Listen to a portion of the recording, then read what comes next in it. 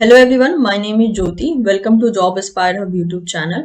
आज हम बात करने वाले हैं सीएसआईआर की तरफ से रिलीज किए गए साइंटिस्ट के रिक्रूटमेंट के बारे में। तो ये जो पोजीशन है, ये मतलब कि मैंने थोड़ा सर्च करने का कोशिश किया, but I am not getting कि ये कोई परमानेंट पोजीशन है या टेम्पररी पोजीशन है।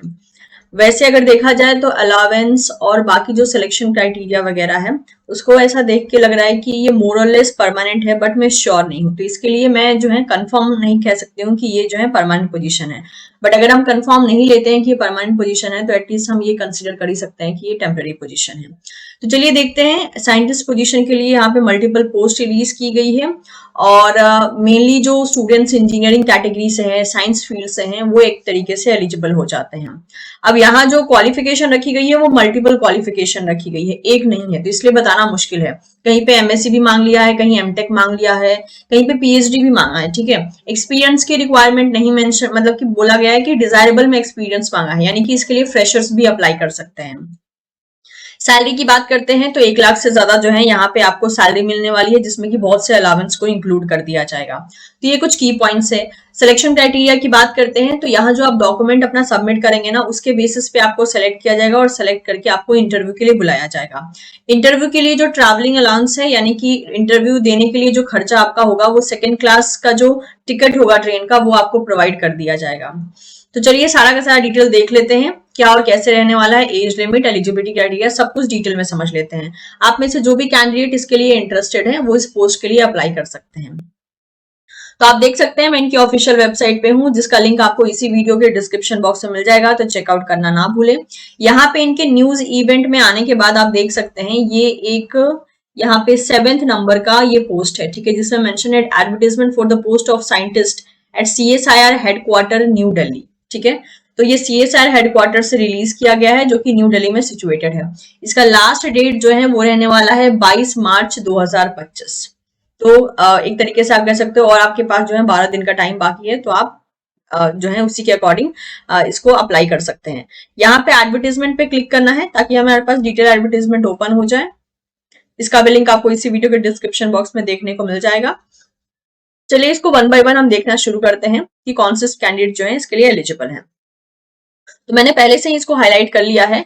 तो this is the recruitment from CSIR. ठीक है, और यहाँ पे एडवर्टाइजमेंट नंबर आप नोट कर लीजिएगा, काफी जगह जरूरत पड़ती है, स्पेशली जब आप अप्लाई करते हैं। तो फॉर्म जो है 17 फरवरी 2025 से शुरू हो चुका है, आखिरी डेट इसकी 22 मार्च 2025 रहने वाली है। यहाँ पे मल्टीपल वैकेंसी रिलीज की गई है for the post of scientist. अब देख लेते हैं कौन से कैंडिडेट इसके लिए एलिजिबल हैं। तो अगर हम डेजिग्नेशन की बात करें तो डेजिग्नेशन जो है साइंटिस्ट की रहने वाली है। टोटल पोस्ट अगर देखा जाए तो 11 है। अनरिजर्व के लिए 5 है, ईडब्ल्यूएस के लिए 1 है, ओबीसी एनसीएल के लिए 3, एससी के लिए 1, एसटी के लिए 1, और एक पोस्ट जो है पीडब्ल्यूबीडी के लिए रिजर्व रखा गया है।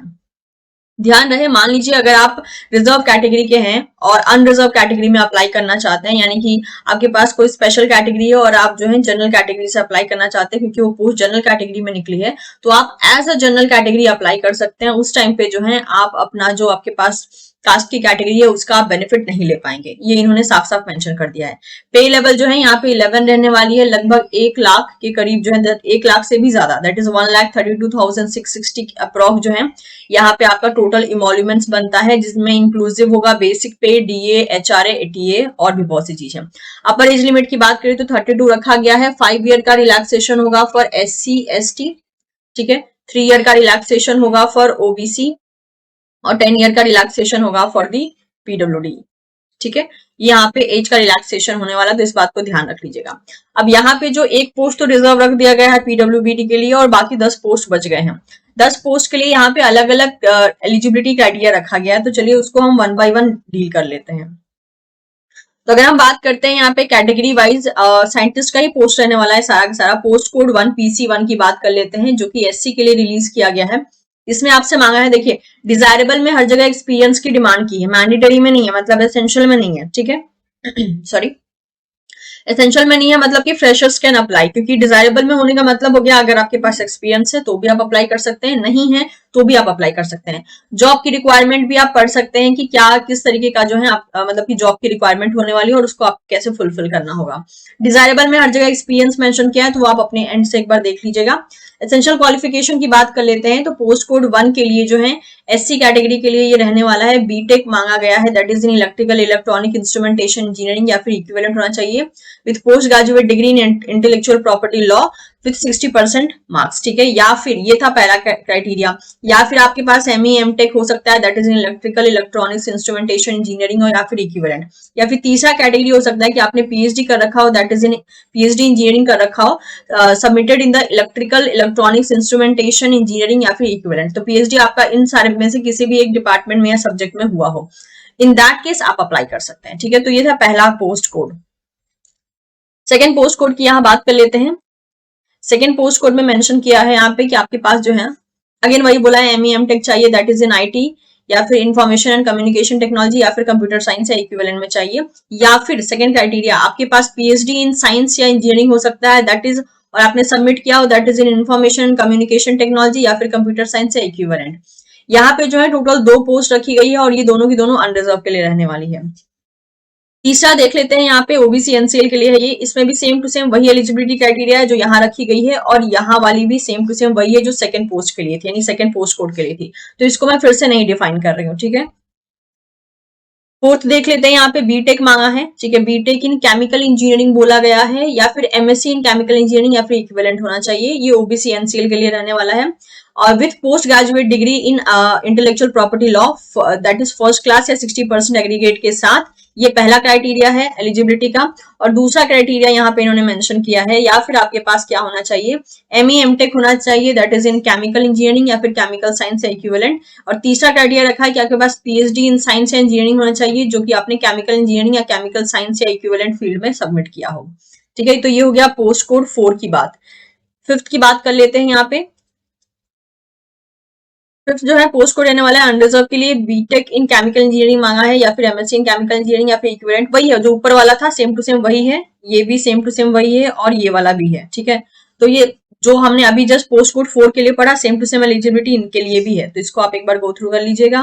नेक्स्ट बात कर लेते हैं पोस्ट कोड। आई थिंक यहाँ पे मैक्सिमम जो एलिजिबिलिटी क्राइटेरिया है ना वो रिपीटेड ही है, मतलब एक जैसी ही है, थोड़ा बहुत डिफरेंस के साथ। ओनली द डिफरेंसेस की ये जो कैटेगरी है वो चेंज हो जा रही है।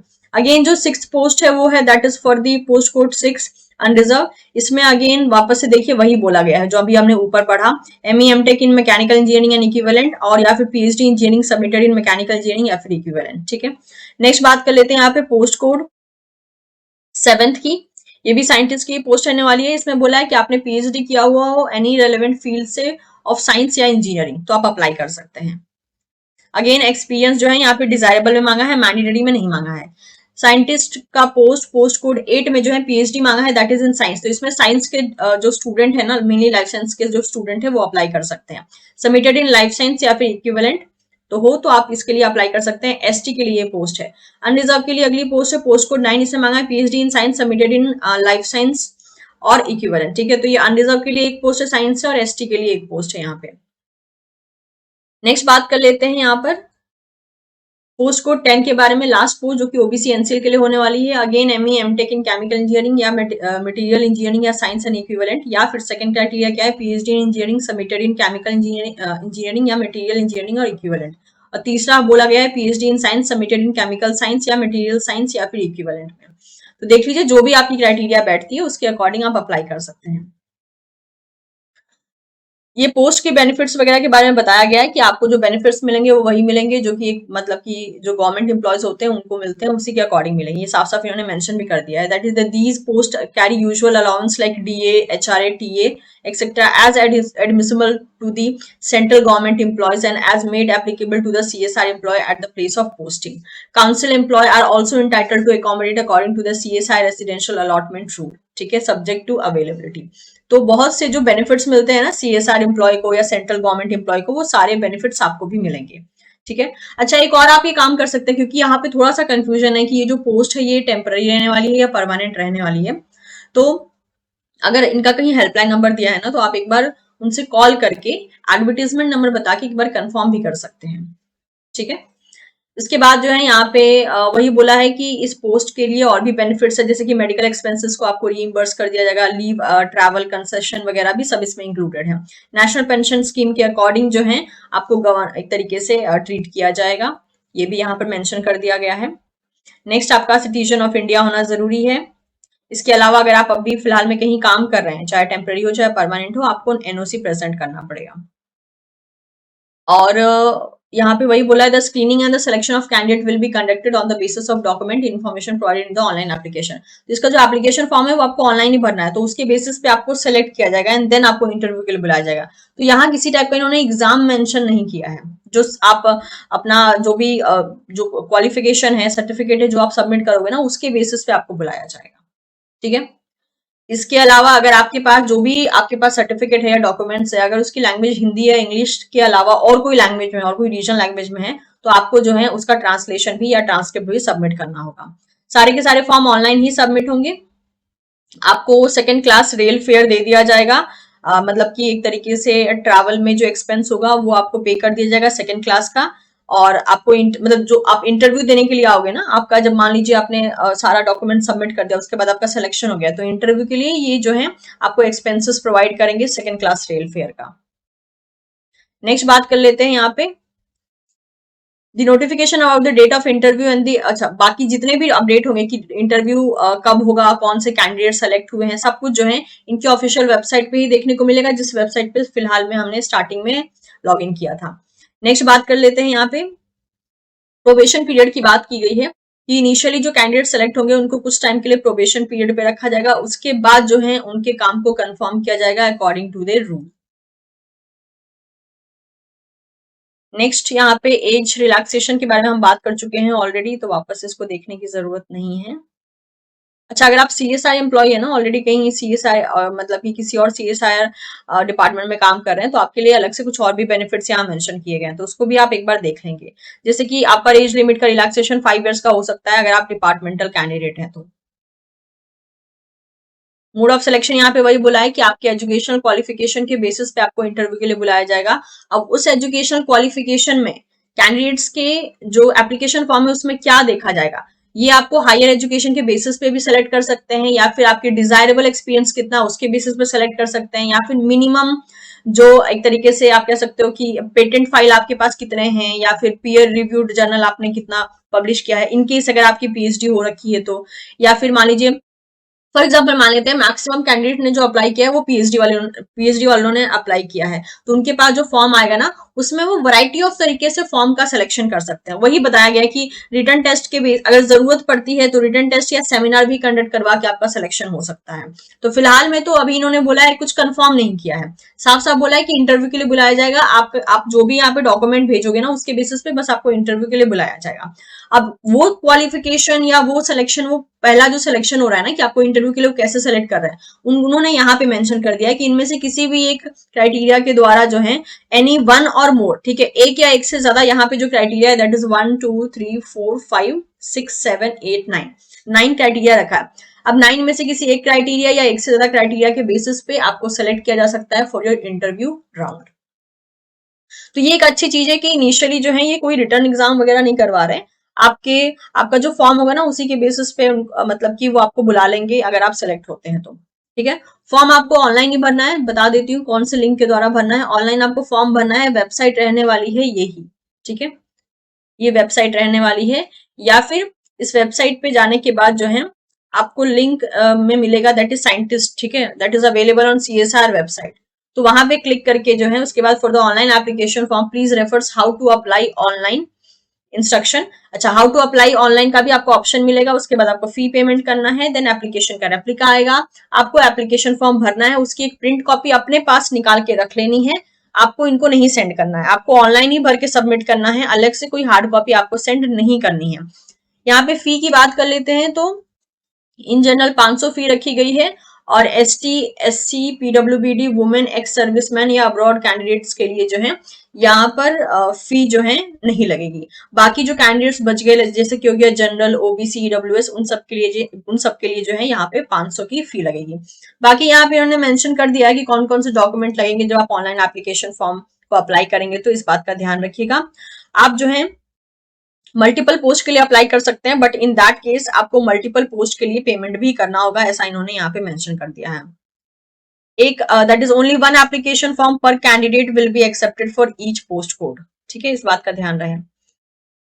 इसके अलावा आपको हार्ड कॉपी कहीं सेंड नहीं करना है। एनओसी का ध्यान रखिएगा अगर आप ऑलरेडी कहीं पे एम्प्लॉयड है तो। उसके बाद यहाँ पे मेंशन कर दिया है कौन कौन से डॉक्यूमेंट्स की जरूरत पड़ेगी जब आप ऑनलाइन एप्लीकेशन फॉर्म को अप्लाई करेंगे। तो जो आप फी पे करेंगे ना, उसकी भी रिसिप्ट मिलेगी, उसको भी आपको अपलोड करना है, तो इस बात का ध्यान रख लीजिएगा। ओके, तो यहाँ पे जो है इन्होंने एनओसी सर्टिफिकेट भी प्रोवाइड कर दिया है। इसके अलावा अगर आप डिपार्टमेंटल कैंडिडेट है तो उनके लिए भी एज रिलैक्सेशन का यहाँ पे प्रोवाइड कर दिया है। बहुत से इन्होंने अदर डॉक्यूमेंट भी प्रोवाइड किए हैं जिसका अगर आप हेल्प लेना चाहें तो ले सकते हैं अगर आप एलिजिबल हैं तो। ठीक है, तो ये था सारा का सारा detail regarding this particular post. अगर आपको जरूरत होती है या फिर आपकी एलिजिबिलिटी आती है तो आप जो है इन पोस्ट के लिए ट्राई कर सकते हैं। इससे जुड़े सारे इंपॉर्टेंट लिंक आपको इसी वीडियो के डिस्क्रिप्शन बॉक्स में मिल जाएंगे। वीडियो इन्फॉर्मेटिव लगा हो तो आप चैनल को सब्सक्राइब कर सकते हैं, वीडियो को लाइक कर सकते हैं, और अगर आपके पास कोई सुझाव हो तो कमेंट सेक्शन में बता सकते हैं। Thank you so much, will see you soon in the next session. Bye.